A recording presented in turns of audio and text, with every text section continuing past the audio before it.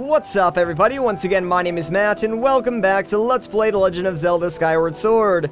In the last episode we arrived here at Skipper's Retreat and made our way to Skipper's Shack where we found the old sea chart that we need in order to properly navigate this sandy sea.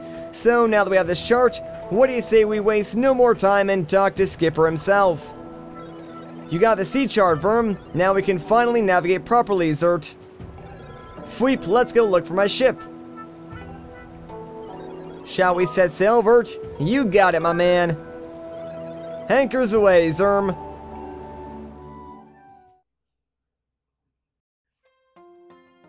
Open up the sea chart you brought with you, Zert.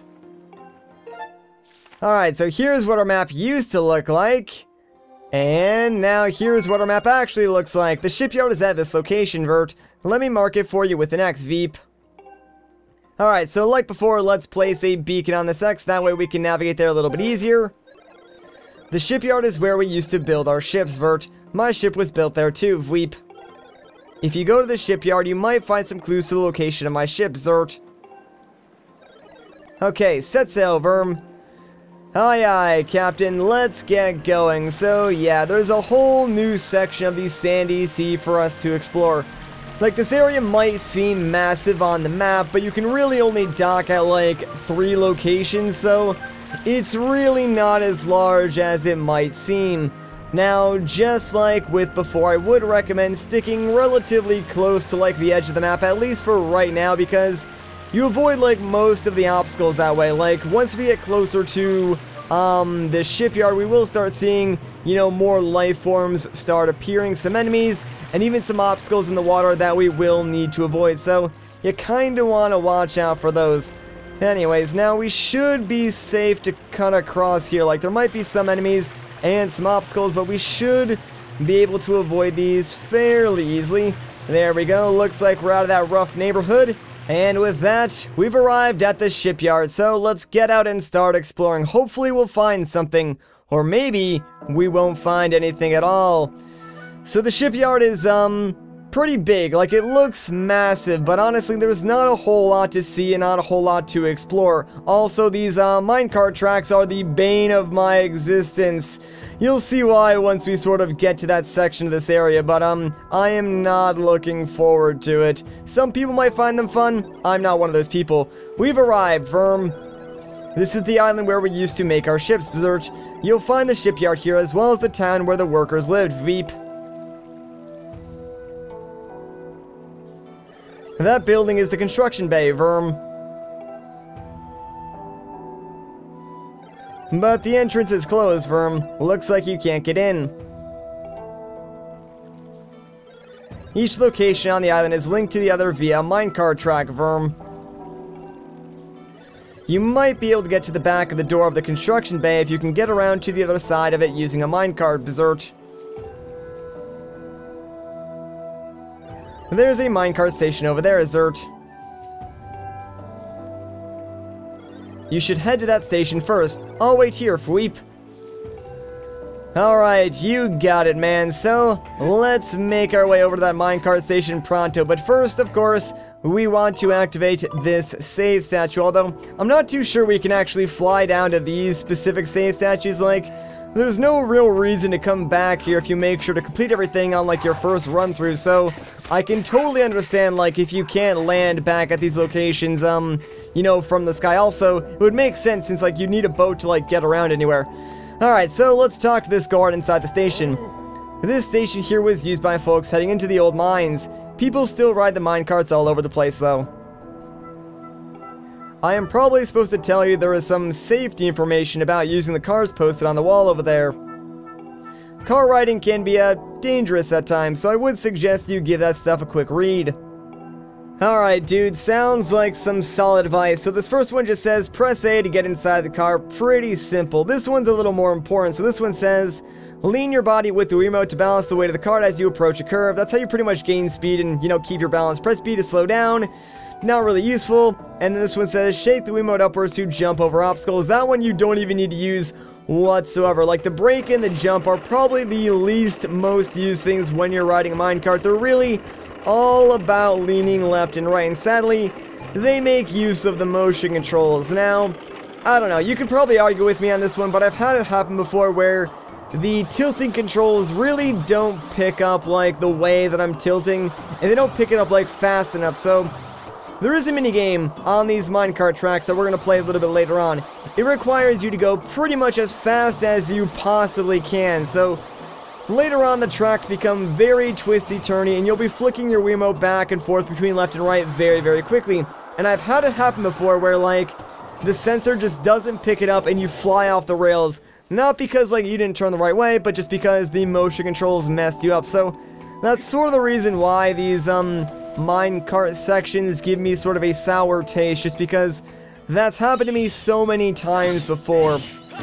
Anyways, this is basically like the halfway station. We really didn't accomplish too much while we were here. Didn't find any clues, but, yeah, there is a way to go all the way back down to Skipper if you want to, although I'm not really sure why you would want to. So just use that zip line if you want to go back down to Skipper, but at this point there's no reason to do that. So instead, what you should do is just make your way over to this second minecart, and this is where it starts to get real, guys. Like, this track does not mess around. There's going to be a lot of curves that go back and forth from left to right. And not only that, there will be traps. So, like, as you're going along, there's going to be forks. And, you know, one side of the fork will continue on down the rail, and the other will just launch you into the sandy abyss down below. And if you go into that sandy abyss, it sends you all the way back to that second station. And you gotta start all the way from the beginning, which kind of stinks because our final destination is kind of far, like, from that station. So you're gonna have to ride this rail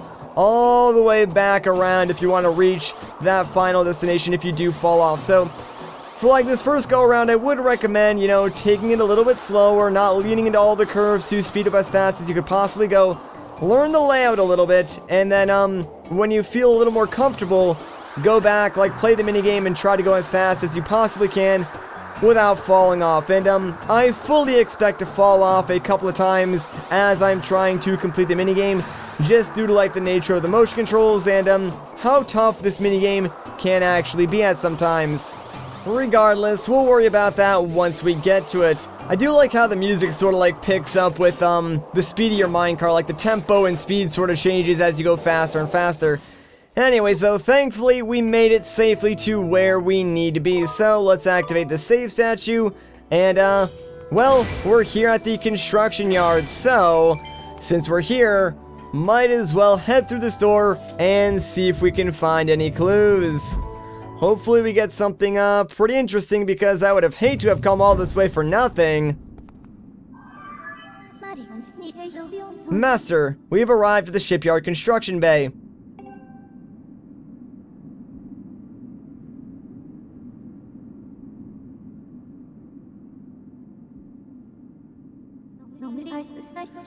With the passing of many years, this structure is filled with sand. I recommend looking in the sand for a clue that may direct you to the location of the ship. Alright, sounds like a good idea, Fi. Now, before we start, you know, blowing around sand, let's get rid of all these little critters because, well, you're not going to want them bothering you once you start looking. I'll just say that. And yes, we got ourselves another jelly blob. Not too important, but, hey, you know, I'm always going to grab a jelly blob when I can. Alright, so let's get rid of this last guy. And yes, that giant, like, lump in the sand is where we're going to want to start looking. So, let's pull out our gust bellows and start blowing the sand away. And hey, what's this thing? Looks, kind of familiar, actually. You know, I just can't put my finger on it. Where have I seen this before? Oh, right, it's one of the bosses from one of the previous temples. So, poor Moldark, you know, he's been downgraded from, like, full-on temple boss to just, like, random enemy inside sandy area.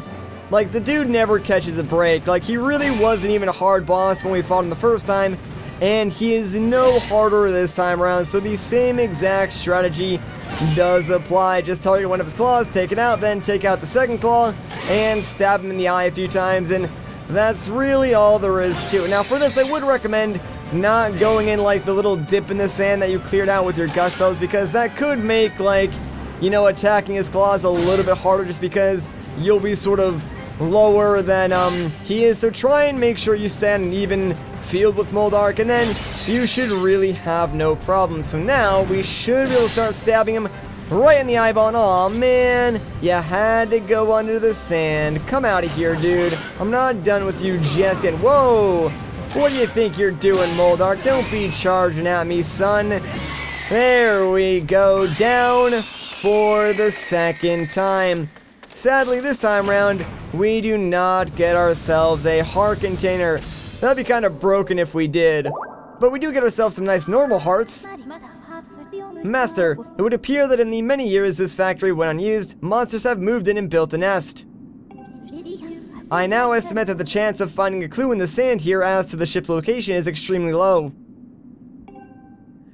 Meaning that, yeah, you really shouldn't bother, like, using your gust bellows to look onto the sand, because you will not find anything interesting. In fact, if you take some time and, like, keep looking with your gust bellows, Fi will come out again and be like, what are you doing? Like, leave, there's nothing here. So, yeah, we're not gonna bother spending any more time looking around. That was entirely pointless. Like, in fact, coming to this area was entirely pointless, but that's not exactly true, because there's one more thing that we can do before we leave, and the prize is well worth the ticket of admission for coming to this area. So, let's go back and talk to this Goron and start this minigame. Hey you, what are you doing? Well, you are here now, so how about a little fun? What do you got in mind? Got your attention, eh? Yeah, let me explain. This here is a race against time. Scream across the finish line as fast as you can. Tilt the Wii Remote to lean your cart. If you lean at just the right angle on the corner, you'll get a nice speed boost. Lose your concentration when you are cruising around a bend, though, and you'll run right off the rails. If that happens, you'll lose the race. What do you say? Have you got the guts to ride the Rickety Coaster? Just 20 rupees a ride? Alright, let's do it. So, what track will it be? The heart-stopping track. So, you want the heart-stopping track, eh? You got it. But I just hope you are ready. I was born ready. Alright, let us get going. So, right, this is the harder of the two rails that we rode before, so it's the lengthy one. There's some tricks and some twists and turns. You gotta watch out. Now, if you want to get the grand prize for this specific course of this minigame, you need to get through this entire section of track in 1 minute and 5 seconds or less. It's really, really hard to do so, and you gotta make sure you pretty much get like your maximum speed boost around every single corner, and I'm pretty sure I already screwed this up because I went around that one corner way too slow. Now, if you do get under 1 minute and 10 seconds, you still get a prize. Like, it'll be various different treasures, and I believe you can get like 20 rupees as well, so not like the end of the world, but you will not be getting the grand prize. Sadly, I think that's sort of where we're at right now, because we're not doing so hot. Like, it's already been about 40 seconds, and we're nowhere near the end of this course, so not looking too good for us. And we just fell off, so that's even better. Good job, Matt. You know, I fully expected to fall off at least once, so not too upset, but I will need to replay this minigame, so I'll see you guys once I successfully complete it.